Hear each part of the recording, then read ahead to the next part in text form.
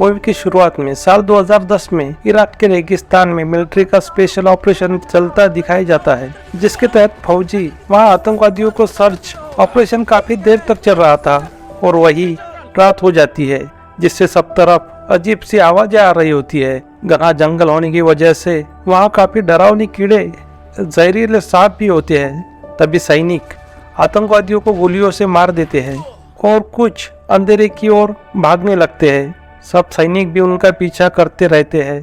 तभी वह एक सुरंग की ओर आ जाते हैं। वह सुरंग काफी डरावनी थी और वहाँ अंधेरा भी काफी गहरा था। फिर भी सैनिक टॉर्च के उजाले में अंदर की ओर जाने लगते हैं। होने वाली हर हलचल कैमरे में रिकॉर्ड करते रहते हैं। वह 3 से 4 लोग सुरंग के काफी अंदर की ओर आ जाते हैं, जहाँ काफी ज्यादा बदबू आ रही होती है। अचानक टॉर्च अपने आप बंद होने लगते हैं और कैमरा भी धुंधला सा होने लगता है, जिससे सैनिक काफी डर जाते हैं। अब सारी टॉर्च बंद हो चुकी थी और सब तरफ अंधेरा छा जाता है और अचानक सैनिकों की चीखें सुनाई देती है और वही सीन डाइवर्ट हो जाता है। और साल 2013 में जहां न्यूयॉर्क सिटी में जहां पुलिस वालों को एक छोटा सा बच्चा कूड़े में मिलता है, जिसे देख स्पेशल ऑफिसर सार्ची को बुलाया गया था, जो कि स्ट्रीट हेल्पर थे, यानी रेडियो पर कॉल सुन फील्ड पर पहुंच जाते हैं। वह बच्चे को देखते हैं, पर बच्चा मर चुका था। वह देख वह अपने साथी अफसर, जिसका नाम बटलर होता है, उसके साथ अपने गाड़ी में निकल जाते हैं। वह गाड़ी में हंसी मजाक करते गुजर रहे होते हैं। तभी उन्हें रेडियो पर एक क्राइम कॉल के बारे में अलर्ट आ जाता है और उन्हें लोकेशन दिया जाता है, जहां जिमी नामक शख्स के घर से वह कॉल आने के बारे में उन्हें बताया जाता है। वह दोनों वहां पहुंच जाते हैं। वह शख्स दरवाजा खोलता है। वह सब बिखरा पड़ा होता है। वह जिमी नामक शख्स अपने पत्नी और बच्चों को मारपीट कर रहा होता है। सार्ची और बटलर उसे पकड़ने जाते हैं, पर वह हमलाकार वहां से भागने लगता है, पर वह दोनों उसे पकड़ लेते हैं और सार्ची को उस पर काफी गुस्सा आ रहा होता है। वह वहीं पर उसकी अच्छे से पिटाई कर देता है और पुलिस स्टेशन आ जाते हैं। तभी दूसरा सीन दिखाया जाता है, जिसमें मूवी का और एक कैरेक्टर दिखाया जाता है, जो कि एक प्रीस्ट होता है, जिसे मंत्र तंत्र की अच्छी मालूमात थी और किसी व्यक्ति पर अगर बुरा साया आ जाता है तो वह तंत्र मंत्र से उसे ठीक कर सकता था, जिसका नाम फादर मेंडोजा होता है, जो कि काफी रंगीन मिजाज होता है, जो कि बार में भी जाता है और सिगार भी पीता है। तभी दूसरे सीन में और एक क्राइम सीन दिखाया जाता है, जहां एनिमल जू में एक लेडी अपने बच्चे को शेर के सामने फेंक देती है। वह लेडी अजीब सा बर्ताव कर रही होती है और पागलों जैसी हरकतें कर कुछ कह रही होती है। वहाँ सार्ची और बटलर पहुंच जाते हैं। रात होने के कारण वहाँ काफी अंधेरा होता है और उनके पास स्पेशल लेंस वाले दूरबीन भी थे। वहाँ तैनात ऑफिसर बताते हैं कि वहाँ औरत अपने बच्चे को फेंक अंदर जंगल में भाग चुकी है। वह दोनों उसे ढूंढने लगते हैं। जू में काफी जंगली जानवर थे, जिसकी आवाजें सुन वह डर जाते हैं। तभी सार्ची को वह जिप्सी लेडी दिख जाती है, जिसे देख वह डर जाता है। वह जमीन खोद रही होती है। सार्ची उससे बात करने लगता है, पर वह लेडी अजीब सा बर्ताव कर अजीब सी बातें कर रही होती है। सार्ची को लगता है वह पागल हो चुकी है, जिसकी वजह से वह ऐसा बर्ताव कर रही है। अब सार्ची अफसरों से पूछताछ कर और जानकारी ले रहा होता है। तभी उसे एक व्यक्ति नजर आ जाता है, जो वहाँ पेंटिंग कर रहा होता है। वह काफी डरावना दिख रहा था, जिसने हुडी पहन रखी थी और उसके चेहरे पर जख्मों के निशान भी थे। उसे जाता देख सार्ची उसे रोकने को कहता है, मगर वह व्यक्ति वहाँ से जाने लगता है। अब सार्ची गार्ड को दरवाजा खोलने को कहता है और उसे पकड़ने उसके पीछे जाने लगता है। वह अंधेरे में गायब हो जाता है और अंदर से 2 खूंखार शेर सार्ची की ओर आते दिखते हैं, जिन्हें बंदूक दिखाए वह धीरे धीरे बाहर जाने लगता है और तभी गार्ड दरवाजा लगा लेता है, जिससे सार्ची मरते मरते बच जाता है। दूसरी ओर अब उस लेडी को, जिसका नाम जेन केरेना था, उसे पुलिस स्टेशन लाया जाता है और उसे बोलने के लिए फादर मेंडोजा आ जाते हैं और उसे पहचानने का दावा करते हैं। और वह कहता है कि जेन पागल नहीं है, वह उसे अच्छे से जानता है। वह सार्ची को अपना कार्ड दे, जरूरत पड़ने पर कॉल करने को बोल वहाँ से निकल जाता है। दूसरी ओर सभी ऑफिसर आपस में बात कर रहे होते हैं। तभी एक क्राइम केस के बारे में सार्ची को पता चलता है कि एक घर में बेसमेंट में पेंटिंग चल रही होती है तभी से बेसमेंट में अजीब सी घटनाएं घट रही है, जहाँ लाइटें अपने आप बंद हो जाती है और मोमबत्तियां भी वहाँ जलती नहीं है। घर वाले बताते हैं कि उनका घर पोजेस्ड है। वह सब बेसमेंट में जाने लगते हैं। वह सब घर वालों को ऊपर रुकने को कहता है और सार्ची और बटलर अंदर बेसमेंट की ओर जाने लगते हैं, जहाँ काफी ज्यादा अंधेरा था और अजीब सी बदबू आ रही होती है। तभी वो टॉर्च के उजाले में वह देखते हैं, उन्हें अजीब सी चीजें दिखने लगती है। तभी सार्ची एक कपड़ा उठाने जाता है, जहाँ से एक लाश नीचे गिर जाती है जो कि पूरी तरह से सड़ चुकी थी, जिसमें से काफी ज्यादा बदबू आ रही होती है।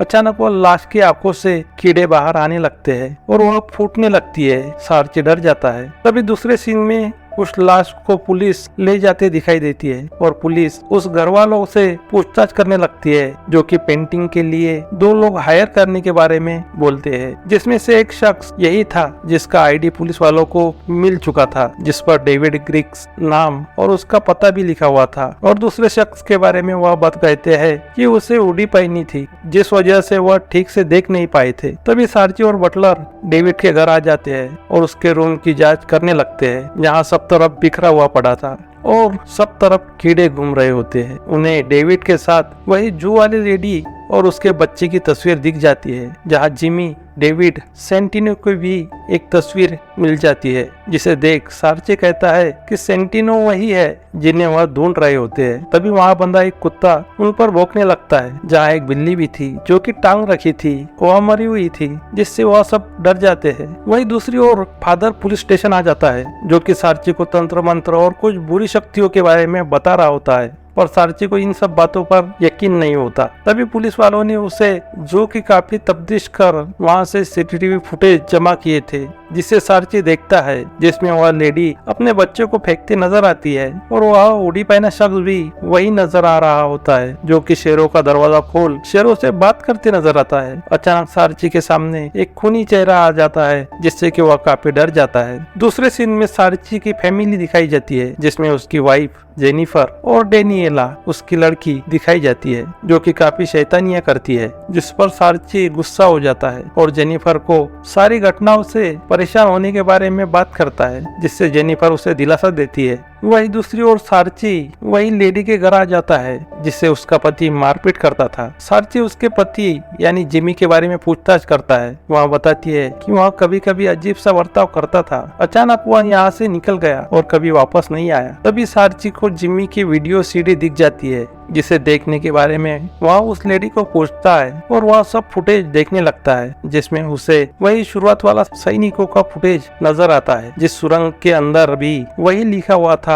इससे सार्ची समझ जाता है कि इन लिखी शब्दों का उन घटनाओं से कुछ राज जरूर छुपा है और उस दीवारों को गौर से देखने लगता है। में लिखा हुआ था, जिससे वह हुडी वाला शख्स मिटा रहा था। तभी उस पर जिमी अचानक हमला कर देता है। वही दूसरी ओर सार्ची की बेटी दिखाई देती है, जिससे अजीब से आवाजें आ रही होती है। वह घबराई हुई थी और वही सार्ची पागल जैन के पास आ जाता है, जो कि कैद में थी। वह उसे पूछताछ करने लगता है। तभी वह अजीब सी बातें करने लगती है। तभी सार्ची उसे वहाँ की दीवारों पर लिखे शब्द उसे दिखाता है, जो कि उसने मोबाइल में कैद कर लिए थे। अचानक जैन सार्ची का हाथ मुंह में पकड़ लेती है, जिसे फादर मंत्र बोल छुड़ाता है और अब फादर और सार्ची की काफी देर तक बातचीत होती है, जिसमें सार्ची उसे तंत्र मंत्र और आत्माओं के बारे में पूछता है। वह बताता है कि जैन पर भी ऐसा ही आत्माओं का साया है और वह दीवारों की शब्द भी उसी से रिलेटेड है। तभी फादर सार्ची को अपने पुराने बातें भी शेयर करता है और सार्ची भी उससे अपनी बातें शेयर करता है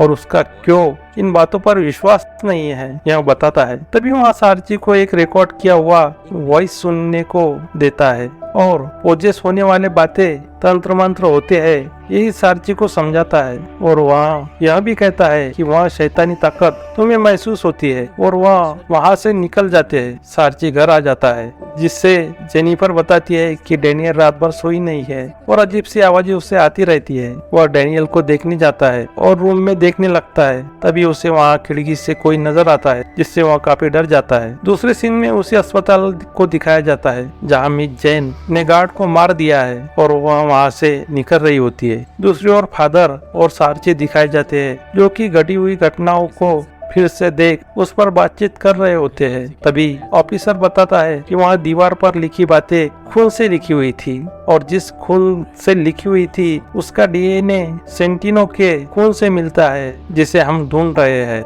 यहाँ भी वो बता उसका डीएनए सेंटिनो के खून से मिलता है जिसे हम ढूंढ रहे हैं। यहाँ भी वो बताते हैं। तभी सार्ची और बटलर सेंटिनो को ढूंढने उसके पते पर पहुंच जाते हैं जहाँ उसका दरवाजा लगाया हुआ था। वह उसे ढूंढने लगते हैं। रूम में काफी अंधेरा था, वहाँ कोई नहीं था, लेकिन सार्ची को म्यूजिक सुनाई दे रहा था जिसका मतलब है सेंटिनो वही था। अचानक उन्हें एक लेडी नजर आ जाती है जिससे वह दोनों डर जाते हैं। दूसरी ओर सेंटिन वहाँ से भाग रहा होता है। तभी सार्ची बटलर को नीचे जाकर उस पर नजर रखने को कहता है और खुद लिफ्ट से बेसमेंट की ओर आ जाता है जहाँ सार्ची को अजीब सी आवाजें आती है जो कि सेंटिनो की थी और वह ऊपर दीवारों पर चल रहा होता है। सार्ची उसका पीछा करने लगता है। वह रूम में भाग जाता है। वहाँ सार्ची पहुँचता है पर उस पर एक शैतान हमला कर उसे मारने लगता है, उसे दबोचने लगता है। तभी वहाँ फादर मेंडोज आ जाता है और तंत्र मंत्र से उस शैतान को शांत कर सार्ची को छुड़ा लेता है। दूसरी ओर बटलर भी सेंटिन को ढूंढ रहा होता है। तभी सेंटिन बटलर पर हमला कर देता है। दोनों में काफी देर तक लड़ाई चलती है। आखिर सेंटिन बटलर को बड़ी बेरहमी से मार देता है। फादर और सार्ची नीचे आ जाते हैं जिन्हें बटलर वहाँ मरा पड़ा दिखता है। उन्हें बहुत बुरा लगता है कि वह उसे बचा नहीं सका। तभी फादर सार्ची को उसके चुप रहने की वजह पूछता है। वहाँ बताता है उसके हाथ एक खून हुआ था जिसके बाद वह ऐसा चुप सा रहने लगा है। वह बताता है कि एक सीरियल किलर जो कि छोटे छोटे बच्चों को मारता था, वही किलर ने एक छोटी सी बच्चों को मारकर कचरे में डाला था। उसे देख मैं उसके पीछे लगा और उसे पकड़ उसे मारने लगा और उसे इतना मारा कि वह जगह पर ही मर गया और तभी से मैं अपने आप को गुनहगार समझता हूँ। मगर फादर कहता है वह भूल तुमने अच्छाई के लिए की थी जिसकी मैं भगवान से प्रार्थना कर माफी मांगता हूँ। और दूसरी ओर सार्ची का घर दिखाया जाता है जहाँ उसकी बेटी डैनियल सोई हुई थी। अचानक उसे अजीब सी आवाजें आने लगती है और वहाँ चीखने लगती है और सीन कट हो जाता है। दूसरी ओर सार्ची अपनी गाड़ी से घर जा रहा होता है। तभी उस बिल्डिंग पर से मिस जेन सार्ची की गाड़ी पर कूद जाती है। उसे देखने सार्ची नीचे उतरता है। तभी उसे जेनिफर का फोन आता है मगर उससे सेंटिन बात कर रहा होता है। वो समझ जाता है कि सेंटिन उसके घर पर है और जेनिफर और डैनियल खतरे में है। वह पुलिस को मदद के लिए बुलाता है। तुरंत घर पहुंच जाता है जहाँ सेंटिन पहले से मौजूद था। सार्ची उसे बंदूक दिखाए डराता है, धमकाता है और अपनी बेटी और पत्नी के बारे में पूछता है पर वह कुछ भी नहीं बताता और अगर उसे जाने नहीं दिया तो वह उन दोनों को मार देगा ऐसा बोलने लगता है। तभी सार्ची उसे पकड़ लेता है। वहाँ बाकी पुलिस वाले भी पहुंच जाते हैं और उसे पकड़ लेते हैं और पुलिस स्टेशन ले आते हैं जहाँ उसे बांध दिया जाता है। वहाँ फादर भी मौजूद थे जो कि तंत्र मंत्र और सिद्धि कर उस शैतान को बाहर निकलने के लिए सार्ची को बताते हैं, जिसके दौरान 5 चीजें करने के बारे में फादर बताते हैं और उसके दौरान तुम्हें विचलित नहीं होना है और इस शैतान की बातों में नहीं आना है। इसके बारे में वो सार्ची को आगाह करते हैं। तभी वह शैतान फादर को भटकाने के लिए उसे झूठी बातें करने लगता है और अपने पैरों का मांस दांतों से काट कर खाने लगता है। सार्ची उसके दोनों पैर भी बांध लेता है ताकि वह हलचल ना कर सके। तभी चौथा चरण हो जाता है जिससे वह शैतान की आवाज आने लगती है। वह कहता है कि मैंने जेन को मार दिया है और तुम्हारे बेटे को भी मैं मार दूंगा।